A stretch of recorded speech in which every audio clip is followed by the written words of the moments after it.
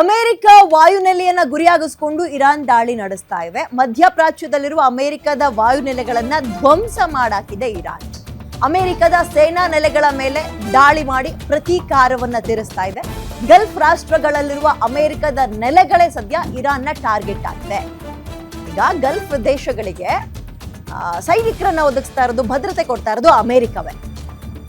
ಹಾಗಾಗಿ ಅಮೆರಿಕದ ಏರ್ ಬೇಸ್ಗಳಿರುತ್ತಲ್ಲ, ಅದನ್ನ ಡ್ಯಾಮೇಜ್ ಮಾಡುವ ಪ್ರಯತ್ನಕ್ಕೆ ಇರಾನ್ ಈಗ ಸತತ ಪ್ರಯತ್ನಗಳನ್ನ ಮಾಡ್ತಾ ಇದೆ. ಏರ್ ಬೇಸ್ಗಳನ್ನ ಡ್ಯಾಮೇಜ್ ಮಾಡಿದ್ರೆ ಅವ್ರು ಯಾವುದೇ ಮಿಸೈಲ್ ಹಾರ್ಸಕ್ಕಾಗಲ್ಲ, ಮುಗಿತ. ಅವರ ಪ್ಲಾನ್ ಅರ್ಧಕ್ಕರ್ಧ ಫ್ಲಾಪ್ ಆಗುತ್ತೆ ಅನ್ನುವ ಒಂದು ಡಿಸಿಷನ್ಗೆ ಇರಾನ್ ಬಂದಿದೆ. ಹಾಗಾಗಿ ತನ್ನ ಸುತ್ತಮುತ್ತ ಇರುವಂತಹ ಕಂಟ್ರಿಗಳೇನಿದಾವೆ, ಸೌದಿ ಸೇರಿದಂತೆ ಬಹ್ರೇನ್, ಎಲ್ಲ ಕಡೆ ನೋಡಿ, ಅಲ್ಲಿ ಎಲ್ಲ ಕಡೆ ಏನು ಮಾಡ್ತಾ ಇದೆ, ದುಬೈ, ಬಹ್ರೇನ್ ಆಗಿರ್ಬೋದು, Qatar, Tehran, Doha, Karachi, Minab, Saudi Arabia, ಅಂತಹ ಕಡೆ ಏರ್ ಬೇಸ್ಗಳನ್ನು ಪುಡಿಗೈಯುವಂತಹ ಕೆಲಸ ಮಾಡ್ತಾ ಇದೆ.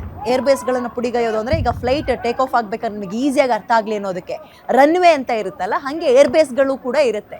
ಯುದ್ಧ ವಿಮಾನಗಳು ಮಿಸೈಲ್ಗಳನ್ನ ಹೊತ್ಕೊಂಡು ಹೋಗ್ಲಿಕ್ಕೆ, ಅವುಗಳನ್ನು ಡ್ಯಾಮೇಜ್ ಮಾಡೋದು. ಹಾರಕ್ಕಾಗಲ್ವಲ್ಲ, ಫ್ಲಾಪ್ ಅಲ್ವಾ ಅಲ್ಲಿಗೆ ಪ್ಲಾನ್.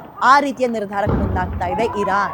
ಈಗ ಇಂಗ್ಲೆಂಡ್ ಕಡೆಗೂ ಕೂಡ ಮುಖ ಮಾಡಿದೆ. ಹಂಗೆ ನೋಡೋದಾದ್ರೆ ಅತಿ ಹೆಚ್ಚು ಮುಸ್ಲಿಮರು ಇರುವಂತಹ ನಂಬರ್ಸ್ ಇರುವಂತಹ ಭಾಗ ಅದು. ಸೊ ಈಗ ಇದು ಇಲ್ಲಿ ಧರ್ಮವನ್ನ, ಸಿದ್ಧಾಂತವನ್ನ ತಲೆಗೆ ಹಾಕೊಳ್ತಲ್ಲ, ಧರ್ಮವನ್ನ ತಲೆಗೆ ಹಾಕೊಳ್ತಲ್ಲ,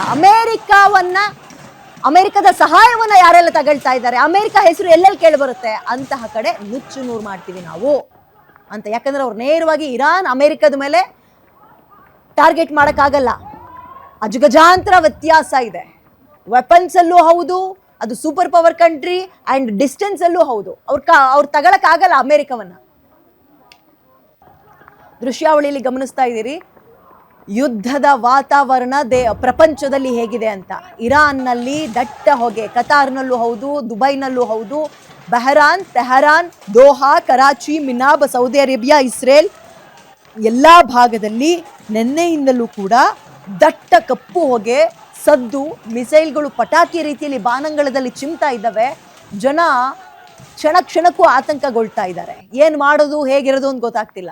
ಈ ಅರಬ್ ಕಂಟ್ರಿಗಳಲ್ಲೇ ನಮ್ಮ ದೇಶದ ಜನ ಹತ್ತತ್ರ 90 ಲಕ್ಷ ಇದ್ದಾರೆ. 90 ಲಕ್ಷಕ್ಕೂ ಹೆಚ್ಚು ಜನ ಇದ್ದಾರೆ.